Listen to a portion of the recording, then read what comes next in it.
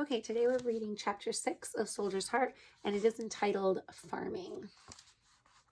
The fight had been called the Battle for Manassas Junction by some southern newspapers Charlie saw, but it quickly was called Bull Run by the men for the creek that ran nearby. They withdrew and set up camp in Washington, where all they did was drill and stand guard duty and wait for the Rebs to come and take the city, which most everybody said they could do with a good company of men. Charlie went to see some sights, but it rained most of the time, so he ended up going back to camp before his pass expired. The Rebs did not come, and replacements poured into all the units. They were issued new uniforms, heavy wool, proper blue with black leather belting, and more important, they were finally paid after nearly 3 months. Charlie was given $33 in gold coins. It was more money than he'd ever had, more money than he'd ever seen, and he was sorely tempted to spend it all on himself. He did not think that he would live much longer, not past another battle, and he thought of all the things that he could get with that money. The sutler had come, and there were pies for the outrageous sum of 25 cents each. He'd been on salt pork and beans for over a month, and the thought of a pie was too much. He spent the money for one of them, an apple pie, and he sat in his tent all alone and ate the whole thing with his fingers, licking up the juice from the pan until it was totally clean. He instantly wanted another. This he went and bought, which he also ate alone, and with that, his stomach full at last, and the desire to spend his money gone with the fullness, he kept $4 for possible expenses in the future, and sent the rest on home by registered mail with a letter to his mother. Here is some money. I've been in a battle. I was scarce some, but it's past now. I can't come home. And now he waited. They all waited. They drilled and they cleaned and they cleaned and they drilled, and they were given a new army commander. His name was General McClellan. That many of the men, Charlie included, held in high regard because he sat a horse well and he took care to mind the conditions of his men.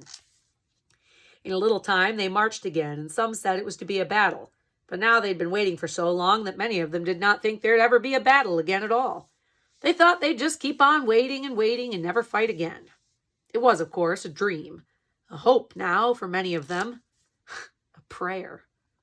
Charlie was not among them. He'd waited with them, of course, and he'd settled into camp life and even marching life, but he still believed in the inevitability of a battle, and most of all believed in the absolute certainty of his own death. He could not live. Many others would die with him, and many would live, but he knew one thing. He would die. In the next battle, or the one after that, or the one after that, he knew he would die. But for the moment, he kept his equipment clean and in good order, and as they marched south, he found some time to enjoy some of the countryside. There were settled farms now, more prosperous looking than the ones they'd seen from the train. There were chickens and cattle and pigs and barely ripe fruit on some of the trees. The Minnesota regiment already had a reputation. They were called cool under fire, well disciplined. But although they'd been ordered not to forage, steal from the population as they marched along, most men ignored that order. After all, they were passing through rebel territory, and if they left the food, those dirty Southerners would just eat it up. The men called this farming. Charlie farmed several chickens and helped slaughter a pig and a cow, and agreed with the men that Southern liberation meat tasted as good as any home-ground food. They ate fruit constantly, picking largely green from the trees. Most of the men had bowel troubles. Charlie came down with such a case of dysentery, he couldn't dig toilet holes fast enough, and had to go to the temporary hospital at the back of the march. This was an old school building that had filled with sick men. There were some wounded soldiers as well, but he quickly learned that 4 men died of dysentery and disease for every man who died of battle wounds, and he decided not to stay. The doctor, a kind officer named Hand, gave him a shot of whiskey and some powder to mix in water, and he went back to his company and arrived there in the late afternoon as the men were preparing for action. "You're just in time," a private named Nelson told him. "We're going up to that line of trees, and we're going to kick them rebels out." Charlie studied the trees that lay 200 yards away. Nelson was a new man. He'd come in with a batch of replacements from Minnesota that had caught up to them in the camp around Washington. Charlie looked at him, and he saw his innocence, and he felt his own age. Not in years. He was only 15 now, but in meadows. He was old in the art of crossing meadows. He wanted to tell Nelson about it, about what would be waiting for them when they went up to that line of trees to kick those rebels out. He opened his mouth and started to say something, and then he stopped. There was too much, a world too much to say. He really couldn't say it. You had to live it. You had to see it. You don't know nothing, he told Nelson. You don't know as much as a slick-eared calf. Nelson stopped working his rifle. Well, ain't you the one to take on airs? I guess I know enough. I know all I'll need to know. Charlie began to say more, but instead just shook his head and walked away, looking for some cartridges to fill in his box. That was stupid. It started the same way again. This third time, the officers dismounted and moved to the front with their sabers. The sergeants, just to the rear, started screaming at the men. Form on me! To the right! Line of battle here! Charlie stepped forward with the rest. He did not think of fear, did not think of what would happen, what he knew would happen. But he stepped onto the line, checked the cap of his rifle, and fixed his bayonet. And when they ordered, he started walking across the meadow with the rest of the men. Lord, there was no sound except for the clink of metal against metal on their shoulder straps, and Charlie heard Nelson's voice whispering next to him. Lord, there they are, right there. You see 'em? Charlie said nothing, but Nelson was right. He, too, could see the rebel soldiers. This time they were not behind earthworks, but were forming in ranks in front of the trees, just as the Union soldiers did on the other side of the meadow. They're going to come at us, Nelson said. They're forming to attack us. Even as he said it, the rebel soldiers began to scream and run towards them. There was still no firing. The distance was too great, but the scream could easily be heard. It was the first time Charlie was to hear the rebel yell, and for a moment it frightened him. But everything had to be compared, and he thought of the fright of the first day and the first battle. That yell was nothing. This was not a line of earthworks, the shells coming from cannons. This was not a hidden line of fire and death. These were men, just men. No matter the yelling, and as the rebels came towards him, the Union officers stopped their marching soldiers. Present arms! Charlie raised his rifle. Ready? Aim low, aim at their legs. Fire! The men fired as one in the front rank of advancing rebels went down. Reload! Fire at will! Charlie bit a cartridge without taking his eyes off the rebels. They were still coming, but slower, the charge broken by the first volley. He reloaded and fired 4 times, each time aiming low, and was reloading the 5th time when an officer to his front raised his saber. At the men, he screamed. Give them steel!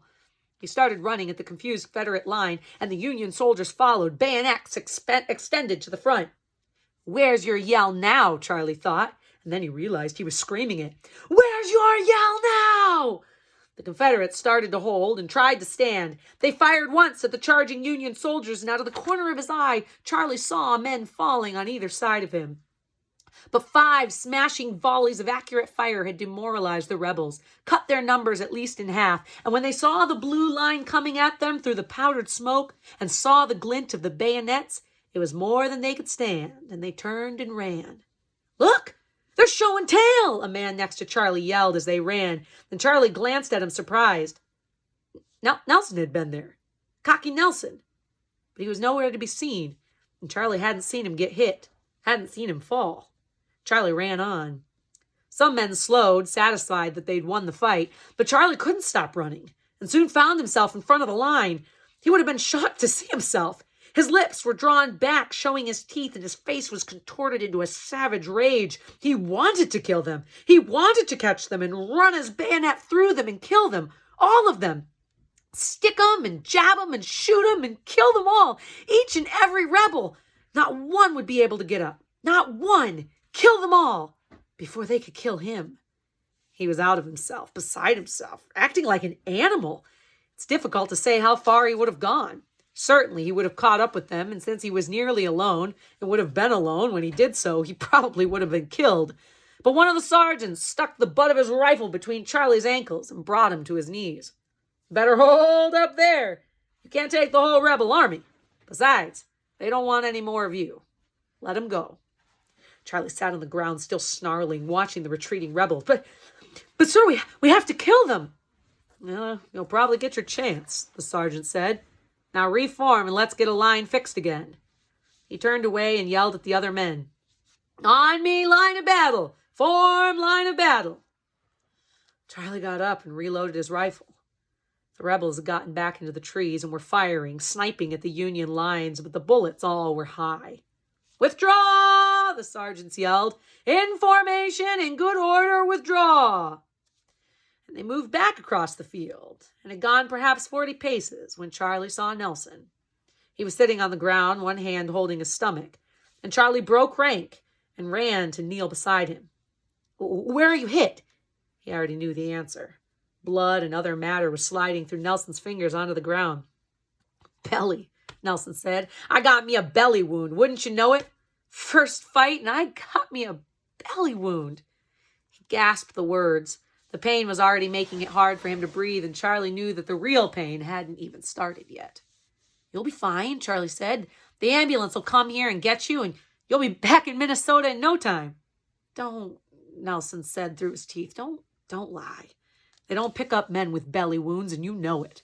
They'll give me some water, and they'll leave me to die. Charlie didn't say anything, but he knew it was true. Stomach wounds were fatal. The surgeons could do nothing. The ambulance drivers would go through the wounded, and when and if they got to the field, they'd jerk up shirts, checking for stomach wounds. Those soldiers would be left behind. The surgeons were too busy with amputations and treatable injuries to spend any time with someone with a stomach wound. It was an agonizing, slow death. It could take up to 2 days to die, and the pain left men screaming until they were too hoarse to make any sound. I don't want to die like this, Nelson said. Just laying here waiting for it. Charlie didn't say anything because there was nothing to say. Load my rifle, will you, Charlie? I fired it just as I was hit.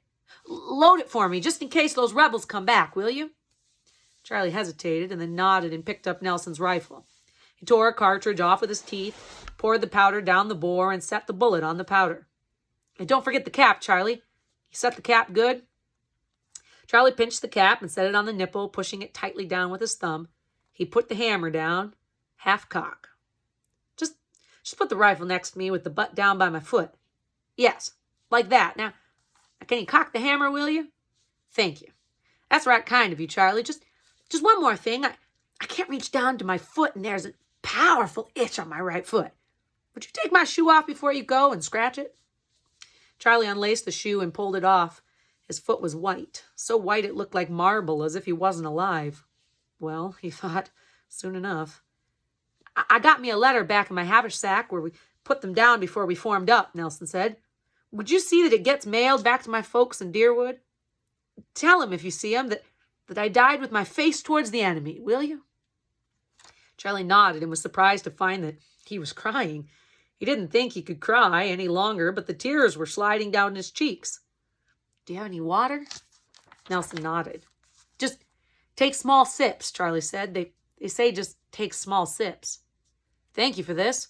After I snotted you back there. It was nothing. Well, thanks anyways.